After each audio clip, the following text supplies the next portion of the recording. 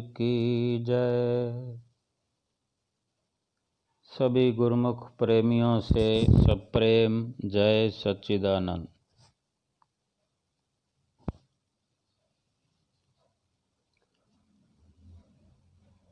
संसार के अंदर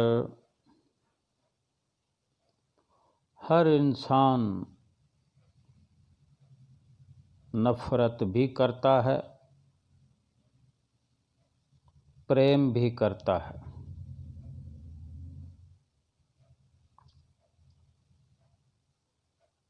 लेकिन सवाल है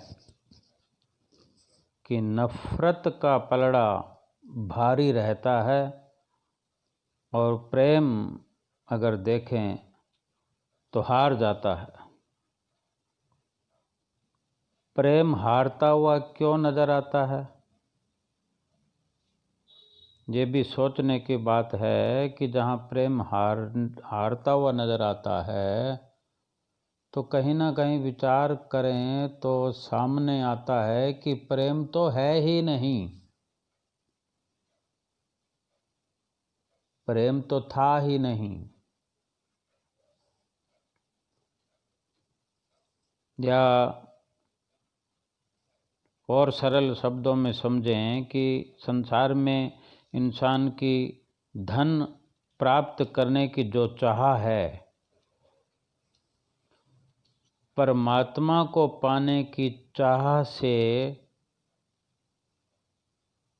अधिक मायने रखती है और अधिक प्रयास धन पाने की चाह में हुआ करता है। धन पाने की चाह, कामना जीत जाती है और परमात्मा को प्राप्त करने की चाह हार जाती है। अब जो परमात्मा को पाने की चाह, इच्छा हार जाती है तो फिर विचार करें तो समझ में आएगा कि परमात्मा को पाने की चाह तो है ही कहाँ, थी ही नहीं। अगर परमात्मा को प्राप्त करने की इच्छा हो, कामना हो, तो धन पाने की इच्छा उसके सामने टिक भी नहीं रह सकती।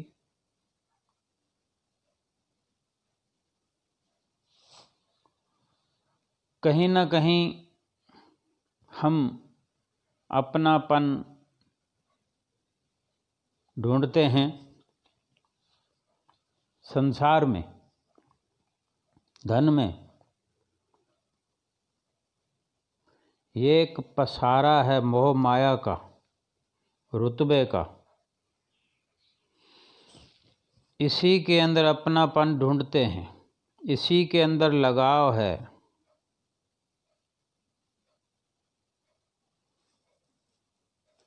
और जहाँ हार जीत की बात आती है फिर इसको और सरलता से समझते हैं कि विचार करें कि प्रकाश के सामने अंधेरा कैसे जीत जाता है। अगर प्रकाश हो, प्रकाश अगर जीत रहा है और अंधेरा हार रहा है, तो जब प्रकाश की जीत हो रही है तो समझो चारों ओर प्रकाश है, वहाँ अंधेरा नज़र नहीं आ रहा, तो ये भी तो कह सकते हैं कि अंधेरा तो वहाँ है ही नहीं, अंधेरा था ही नहीं।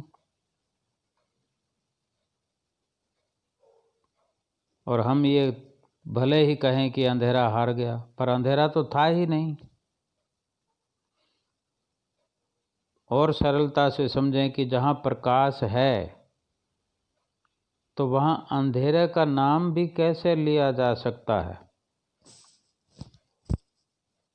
अंधेरे का जिक्र भी कैसे कर सकते हैं। जहाँ प्रकाश है वहाँ तो अंधेरा है ही नहीं, अंधेरा प्रवेश भी नहीं कर सकता। फिर जीतने का तो सवाल ही नहीं कि अंधेरा जीत जाएगा। तभी तो आज प्रकाश और अंधेरे के बीच में लड़ाई या जीत हार हुई नहीं। प्रकाश के होते ही अंधेरे को तो चले जाना पड़ता है। जहाँ लड़ाई नहीं है तो फिर जीत हार कहाँ से होगी? यानी जब दूसरा पक्ष पैदा ही ना होगा, सामने खड़ा ही ना होगा, उनकी लड़ाई होगी नहीं, तो जीत हार कहाँ से होगी?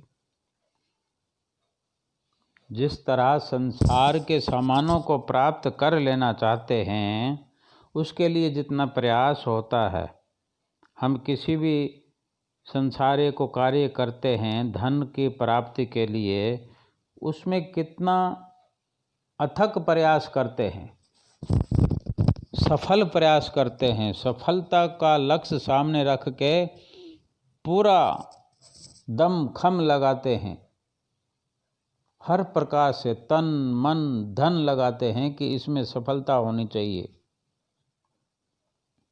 सफलता हो या ना हो, हम अपने प्रयास को देखें, अपनी मेहनत को देखें, अपनी चित्तवृत्तियों को देखें कि उस वक़्त कहाँ है, सारी उस धन की प्राप्ति में लगी हुई हैं, पूरा ध्यान लगा हुआ है। फिर दूसरी तरफ जो परमात्मा को प्राप्त करने की बात आती है, उसको तो अगर हमें संत महापुरुष फरमाते हैं, समझाते हैं, हिदायत करते हैं या कोई तरीका बताते हैं, नित्य नियम बताते हैं, तो उस वक़्त हम देखें कि उसको पाने की हम इच्छा कर भी लेते हैं, ख्याल पैदा कर भी लेते हैं, चाहे कहे कहाए या अपना मन बना लिया कि परमात्मा को प्राप्त करना चाहते हैं। फिर ये देखें कि उसमें हमारा प्रयास धन के मुकाबले में कहाँ है। जिस तरह धन को पा लेना चाहते हैं,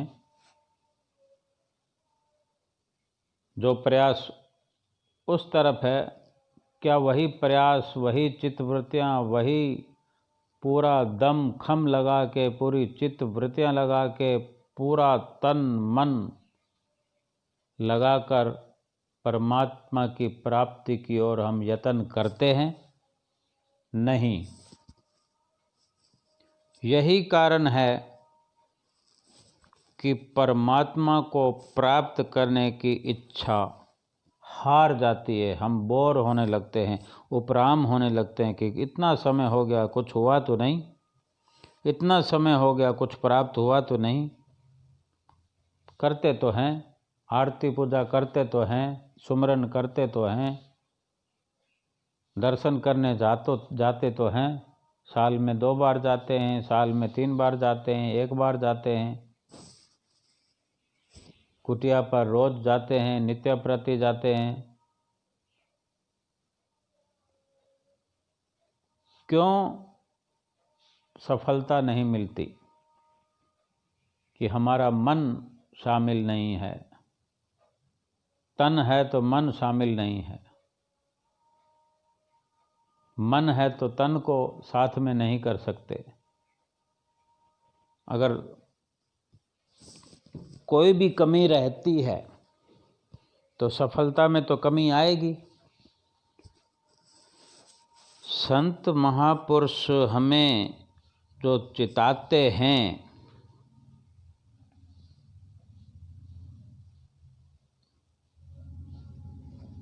कि हमारी मेहनत ही, हमारा प्रयास ही हमारी सफलता है। अगर मन से कोई भी कार्य किया जाए, फिर उसके बराबर कोई और चाहना ना हो। अगर परमात्मा की चाह है तो फिर और कोई चाह ना हो। इस दिल के अंदर केवल एक ही प्रयास कि प्रभु को इस दिल में बसाना है, बिठाना है, विराजमान करना है। फिर और ख्याल नहीं, ये दिल मस्कन गुरु का है, गुरु ही इसका मालिक है। ख्याल गैर हुआ दाखिल तो दर्शन हो नहीं सकता। संत महापुरुषों की नज़र हम पर सदैव लगी रहती है। हर वक्त हमारा ख्याल करते हैं श्री गुरु महाराज जी। हम विश्वास की बात करते हैं कि हमें तो अपने श्री गुरु महाराज जी पर विश्वास है, होना चाहिए। विश्वास की बात करके भी अविश्वसनीयता झलकने लगती है। इसका क्या कारण है? जिसको विश्वास है उसको तो हर स्थिति में विश्वास होना चाहिए, लेकिन हम बार बार भूल जाते हैं। जब हमारी इच्छा प्राप्ति में या हमारे इच्छा के विरुद्ध कोई कार्य होता है या कोई दुख की अवस्था आती है, तब हमारा विश्वास डोलने लगता है। यानी विश्वास अगर अटल है तो वो डोल नहीं सकता। अपने विश्वास को हमने समय समय पर परखना होता है कि किस किस वक्त हमारा विश्वास डोलता है। एक भगत और भगतानी की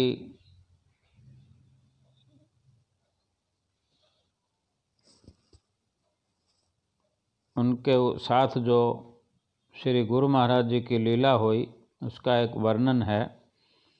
पंचम पातशाही गुरु महाराज जी के समय की बात है। एक भगतानी जिसका श्री गुरु महाराज जी पे बहुत प्रेम था और सभी नित्य नियम का पालन करने वाली थी, भगत जी और बेटी वो भी अटूट श्रद्धा और विश्वास रखते थे। तो उनकी जो भगत भगतानी की जो बेटी है वो कोई कोर्स डिप्लोमा कर रही थी।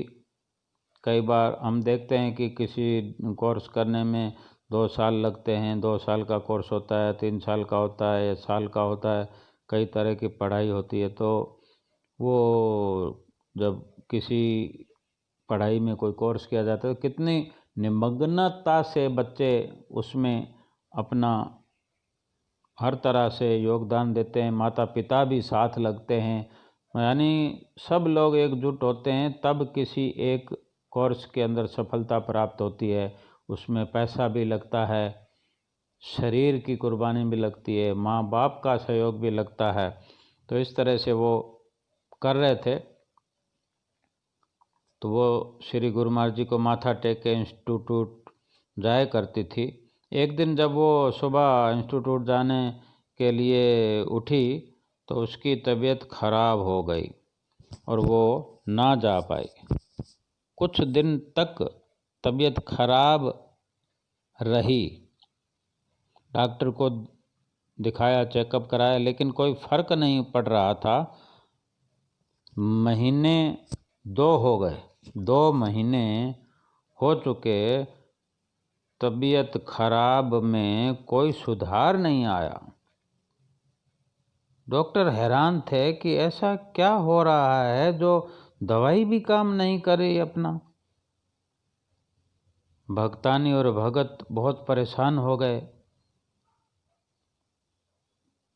बड़ी परेशानी उनको थी। वो जो स्वास्थ्य बिगड़ रहा है बच्ची का वो तो है ही है, और उसके दरमियान जो वो कुर्बानी करनी पड़ रही थी, जो कोर्स किया जा रहा था बेटी की तरफ से, उसमें बड़ी दिक्कत पैदा हो गई कि अब ये पिछली करी कराई मेहनत सब खराब हो जाएगी।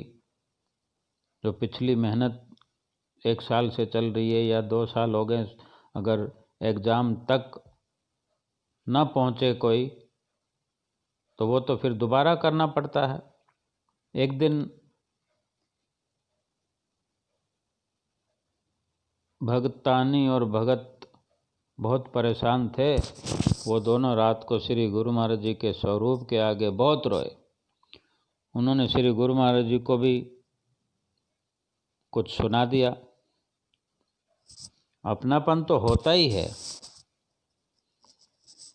अपनों को ही सुनाया जाता है, लेकिन एक विश्वास की अलग बात है। दुख के अंदर विश्वास डोल जाता है। श्री गुरु महाराज जी कह रहे हैं कि आपने हमारे साथ ऐसा कर दिया, हमने अपनी बेटी को इतनी मुश्किल से पैसों का भी इंतज़ाम करके उसको पढ़ाया था, उसकी सारी पढ़ाई खराब हो गई। वो बहुत रोए और रोते रोते सो गए। रात को भगतानी को एक सपना आया कि उनकी जो बेटी है वो सुबह इंस्टीट्यूट जा रही है और रास्ते में उसका एक्सीडेंट हो गया और उसकी दोनों टांगें खराब हो गई, दोनों टांगें बेकार हो गई एक्सीडेंट में। और ये सपना देखा और सुबह उठी भगतानी, ये बात अपने भगत जी को बताई। तो भगत जी ये सुनकर बहुत हैरान हुए और बोले, बिल्कुल यही सपना मुझे भी आया था आज रात को। तो उन दोनों ने सपने को मिला करके देखा कि ऐसा सपना दोनों को एक जैसा क्यों आया। मन में विचार दोनों के चल रहे थे और समझ में आ गया, जैसे श्री गुरु महाराज जी ने कोई समझने का इशारा किया हो। तो श्री गुरु महाराज जी के सामने जाकर, स्वरूप के सामने जाकर मंदिर जी में मत्था टेका और माफ़ी मांगी और बोले, शुक्रिया आप जी का, ये आपने हमारी बेटी को बीमार किया और वरना बीमार ना किया होता तो ये पढ़ने जाती और ये एक्सीडेंट सच में हो गया होता तो हमारी बेटी हमारे घर में है। और अगले दिन, एक ही दिन में उनकी बेटी भी बिल्कुल ठीक हो गई। फिर बड़े पछताए कि श्री गुरु महाराज जी को उन्होंने उलाहना दिया।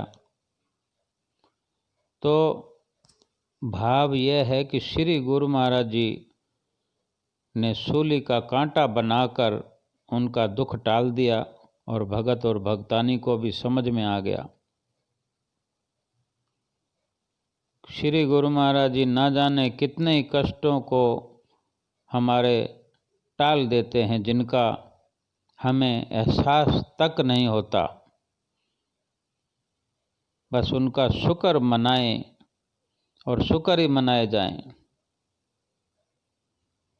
हमारे श्री गुरु महाराज जी हम सब का भला चाहते हैं, हर पल हमारी रक्षा करते हैं। हमारा विश्वास अटल होना चाहिए, हमारा विश्वास ना डोलने वाला अडोल विश्वास होना चाहिए। हमें केवल श्री गुरु महाराज जी के बताए हुए नित्य नियमों की पालना करते रहना चाहिए। बाकी सब उनको अपने आप करना है, उन्होंने ही हमारा ध्यान रखना है। अगर हम विचार करके देखें कि दुनिया के अंदर हमारा कोई भी सगा नहीं है, माया सगी न तन सगा, तगा सगा ना ये संसार, सगा है इस जीव का सतगुरु सिरजनहार। ये कुटुंब, परिवार, माया, धन, पदार्थ, सामान, कोई भी हमारा संगी साथी नहीं है। अगर कोई हमारा संगी साथी है हर वक़्त का, हर पल का, लोक और परलोक का, वो केवल हमारे श्री गुरु महाराज जी हैं। बस वो सहारा हमें श्री गुरु महाराज जी के बख्शे हुए नाम को जप कर बना रहेगा। श्री गुरु महाराज जी के बख्शिश किए हुए नित्य नियम को अपनाए रहें, करते चले जाएं और ये नियम बना रहे। श्री गुरु महाराज जी लोक और परलोक तक जिम्मा उठाए हुए हैं कि 5 नियम दरबार के, जो करते श्रद्धा धार, लोक और परलोक के सतगुरु जिम्मेवार। बोलो जयकारा, बोल मेरे श्री गुरु महाराज की जय।